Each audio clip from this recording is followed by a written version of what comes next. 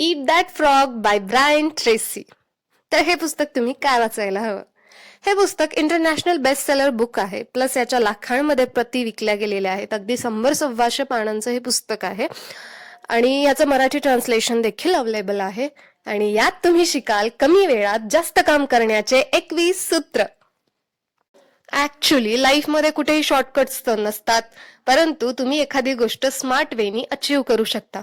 म्हणजे कसं, तर तुमचा जो फोकस आहे तो डायव्हर्ट न होऊ देता तुम्हाला जे हवंय त्याच्यावरती कॉन्सन्ट्रेट करून ते कमीत कमी वेळात तुम्ही अचीव्ह करू शकता. आणि अशीच 21 सूत्र या पुस्तकात आपण पाहणार आहोत. पण ईट दॅट फ्रॉग म्हणजे बेडूक खायचा, ही काय कॉन्सेप्ट आहे ती समजून घेऊयात अगोदर. ऍक्च्युली बेडूक म्हणजे तुम्हाला जे काही अचीव्ह करायचं आहे ते मिळवण्यासाठी करावयाचं सर्वात मोठं, सगळ्यात महत्वपूर्ण आणि सगळ्यात अवघड असं काम जे सहसा आपण टाळत असतो.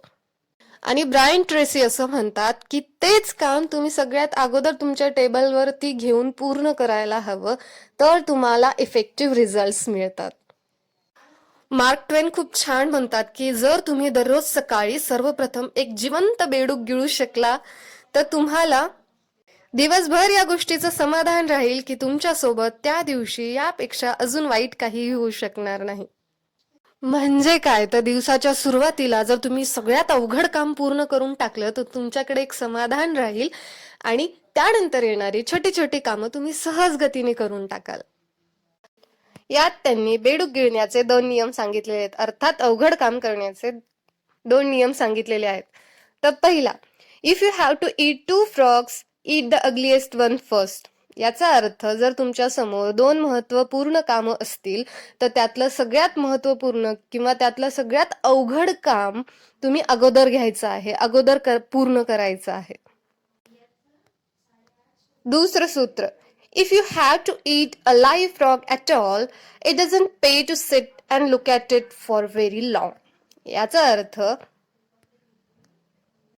जर तुम्हाला एखादं महत्वपूर्ण काम किंवा अवघड काम करायचंच आहे तर खूप वेळेपर्यंत बसून त्याच्याकडे बघत राहण्यापेक्षा ते काम टेबलवरती घेऊन ते पूर्ण करून टाकायचं.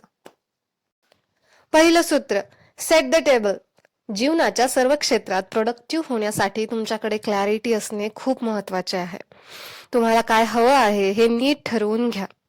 सुरुवात करण्याआधी तुमचे उद्दिष्ट आणि ध्येय हे लिहून काढा. अर्थात तुम्ही जेव्हा लिहायला बसता तेव्हा नॅचरली तुम्हाला ती क्लॅरिटी येऊन जाते.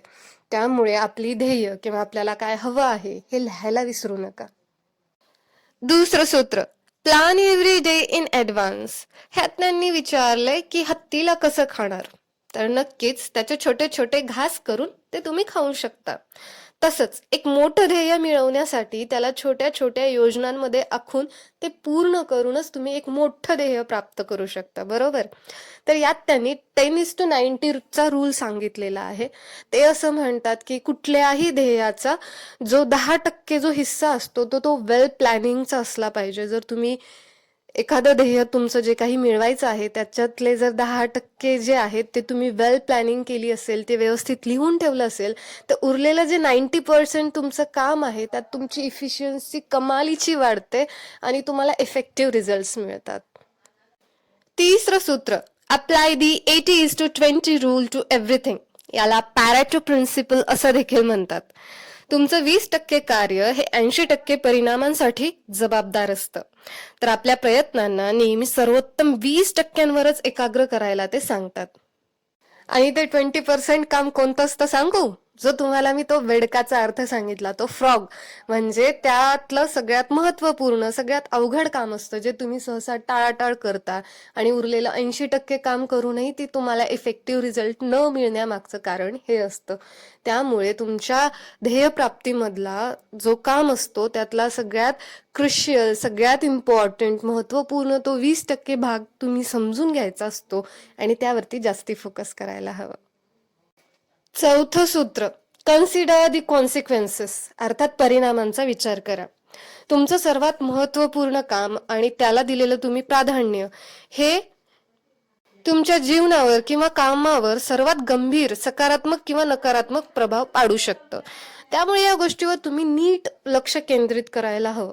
जसं की मी आत्ता सांगितलं की तुम्ही 80% काम करून टाकताय आणि त्यामुळे तुम्हाला इफेक्टिव्ह रिझल्ट न मिळण्यामागचं कारण ते 20% मध्ये तुम्ही क्रुशियल काम टाळलेलं असतं. त्यामुळे तुमच्या एकंदरीत रिझल्टवरती सुद्धा नकारात्मक प्रभाव पडतो.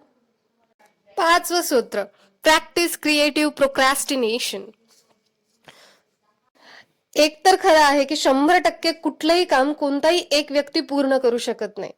त्यामुळे तुम्ही कमी महत्वाच्या सर्व कामांना जाणीवपूर्वक टाळलं पाहिजे. म्हणजे तुमची जी महत्वाची काम आहेत त्याच्यासाठी तुम्हाला पुरेसा वेळ मिळतो. तर अर्थात 80% काम करण्यातच जर तुम्ही तुमचा सगळा वेळ घातलात तर त्यामुळे तुम्हाला नकारात्मक रिझल्ट्स मिळू शकतात. त्यामुळे जर तुमचं काम 20% जे महत्वाचं आहे ते जर तुम्ही चांगला वेळ देऊन केलं तर तुम्हाला इफेक्टिव्ह रिझल्ट जे आहेत ते पॉझिटिव्ह मिळू शकतात. तर तुम्ही हे ओळखायला हवं की कुठली कामं ही कमी महत्वाची आहेत आणि कुठली कामं ही जास्त महत्वाची आहेत.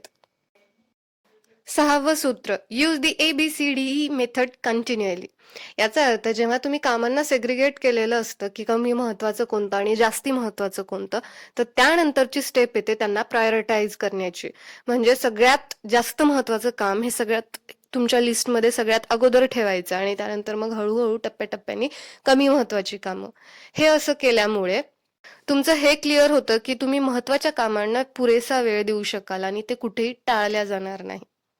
7वं सूत्र, फोकस ऑन की रिझल्ट एरियाज. याचा अर्थ तुम्हाला तुमच्या कामातला तो भाग ओळखायचा आहे जो तुम्हाला पॉझिटिव्ह आणि इफेक्टिव्ह रिझल्ट देणार आहे आणि त्यावरती मग दिवस रात्र काम.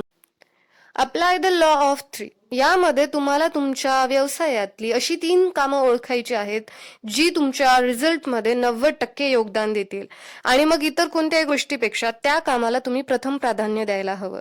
यामुळे तुम्हाला तुमच्या पर्सनल लाईफमध्ये सुद्धा थोडा वेळ मिळेल. 9वं सूत्र, prepare thoroughly before you begin. याचा अर्थ तुम्ही काम सुरू करण्या अगोदर तुम्हाला ज्या ज्या गोष्टी गरजेच्या आहेत त्या तुम्ही अगोदर कलेक्ट करायला हव्या.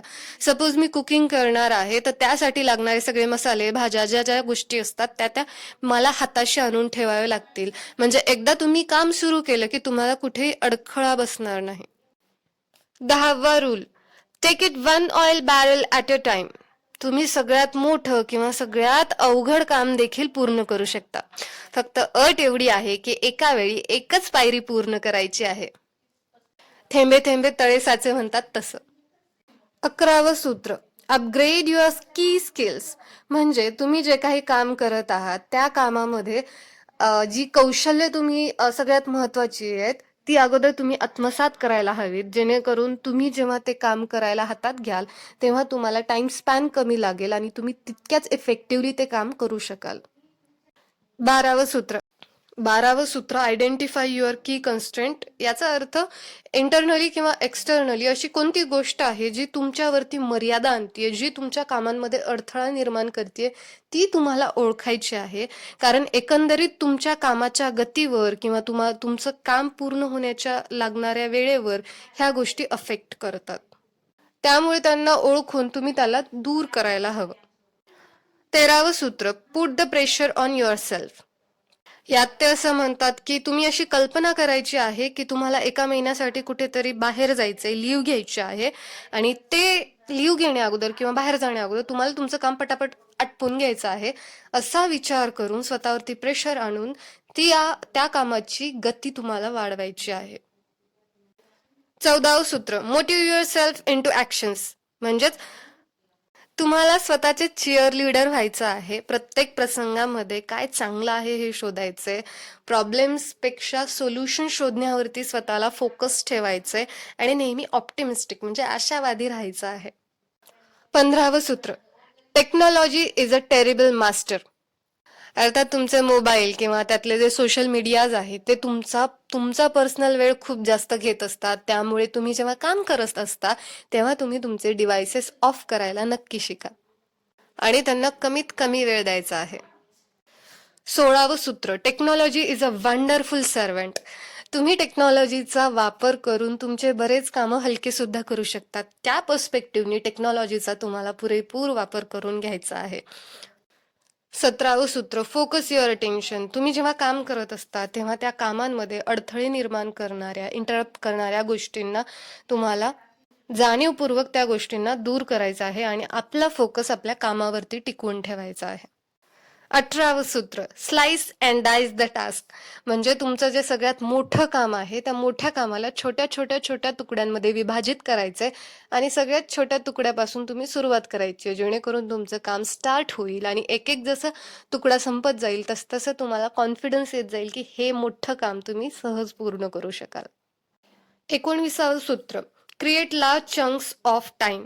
याचा अर्थ तुमच्या दिवसातील वेळेचं नियोजन एकूण असं करायचं आहे की तुमचं जे सर्वात महत्वाचं काम आहे ते तुम्ही जास्त वेळ देऊन आणि लक्ष देऊन करू शकाल.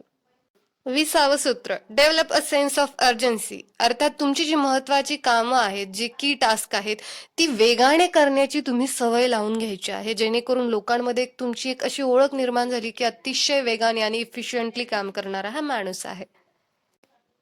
आणि 21वं सूत्र, सिंगल हँडल एव्हरी टास्क. याचा अर्थ तुम्ही तुमच्या प्रायोरिटीज क्लिअरली सेट करा, त्यानंतर तुम्ही इमिडिएटली त्याच्यावरती काम करायला सुरू करा आणि सगळ्यात महत्त्वाचं म्हणजे काम करत असताना कुठेही तुम्हाला थांबायचं नाहीये जोपर्यंत तुम्हाला वाटत नाही की 100% तुम्ही ते काम पूर्ण केलंय. आणि हेच आहेत हाय परफॉर्मन्स आणि पर्सनल प्रोडक्टिव्हिटीचे रिअल की. आणि आता शेवटचा मुद्दा, हाव. हे पुस्तक तुम्हाला तुमचं आयुष्य अजून सुकर करण्यासाठी कसं काय मदत करू शकेल. तर या पुस्तकात तुम्ही जी काही 21 सूत्र वाचाल ती सूत्र तुम्हाला अंगवळणी पडेपर्यंत म्हणजे तुम्हाला त्याची सवय होईपर्यंत ती दररोज त्यांचा तुम्हाला सराव करत जायचा आहे.